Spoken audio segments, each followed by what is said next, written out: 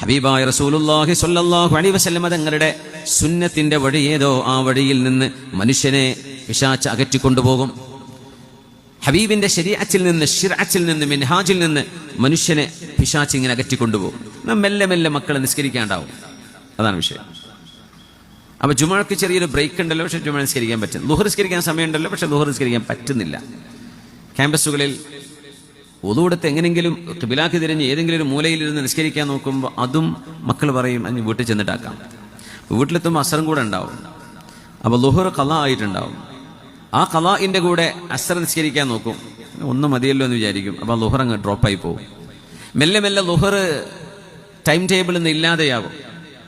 പാതിരാത്രികളിൽ റീൽസും യൂട്യൂബും നോക്കിയിരുന്നിട്ട്, social media നോക്കിയിരുന്നിട്ട് സുബ്ഹി അങ്ങോട്ട് ഇല്ലാണ്ടാവും. മനുഷ്യനെ മെല്ലെ മെല്ലെ അള്ളാഹുവിൽ നിന്ന് അകറ്റുകയാണ് ഉണ്ടാവുക. വലഉളില്ലന്നഹും, തീർച്ചയായും ഞാൻ അവരെ വഴിപഴപ്പിക്കും. പിന്നെ പറഞ്ഞു വലഉമന്നിയന്നഹും, മനുഷ്യർക്ക് ഞാൻ ഇല്ലാത്ത ആഗ്രഹങ്ങൾ അവന്റെ മനസ്സിൽ ഞാൻ ഇട്ടുകൊടുക്കും. മനുഷ്യൻ നിലവിട്ട് പറക്കുക എന്ന് പറയില്ലേ, ചെറുപ്പക്കാരങ്ങനെയാണ്. അവരെങ്ങനെയാ ജീവിക്കുന്നത്, ജീവിക്കേണ്ടത് നമ്മുടെ കുട്ടികൾക്ക് അറിയുന്നത്. എന്തൊക്കെയാ ചെയ്യേണ്ടതെന്ന് അറിയണ്ടേ. കുറെ കറങ്ങി നടക്കുന്നുണ്ട്, ഓടിക്കുന്നുണ്ട് വണ്ടി, കുറെ അഡ്വഞ്ചർ ചെയ്യുന്നുണ്ട്, കുറെ പാർട്ടീസ്, കുറെ ഹാങ് ഔട്ട്, എന്തൊക്കെയോ തിന്നുന്നുണ്ട്, കറങ്ങുന്നുണ്ട്, എന്തൊക്കെയാ ചെയ്യേണ്ടത് അവർക്ക് തന്നെ അറിയില്ല.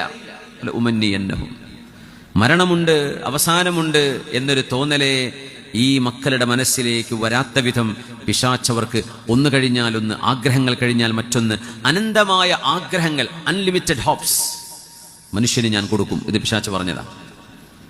ആലോചിച്ചു, അതിനല്ലേ സംഭവിച്ചുകൊണ്ടിരിക്കുന്നത്.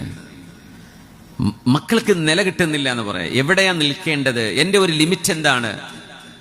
ജീവിതം ഇറ്റേണലാണ്, അല്ലെങ്കിൽ ഫൈനൈറ്റ് ആണ്, അല്ലെങ്കിൽ ഇൻഫിനിറ്റ് ആണ്, അനന്തമായി നീളുന്നതാണ്. എനിക്ക് മരണമൊന്നും ഞാൻ പെടുത്തൊന്നും മരിക്കൂല, എനിക്ക് കാര്യമായ കുഴപ്പമൊന്നും സംഭവിക്കാൻ പോകുന്നില്ല, എനിക്ക് ചെയ്യാവുന്നതിന് ആരും തടസ്സം നിൽക്കരുത്, എൻ്റെ ആഗ്രഹങ്ങൾ എനിക്ക് ചെയ്യണം.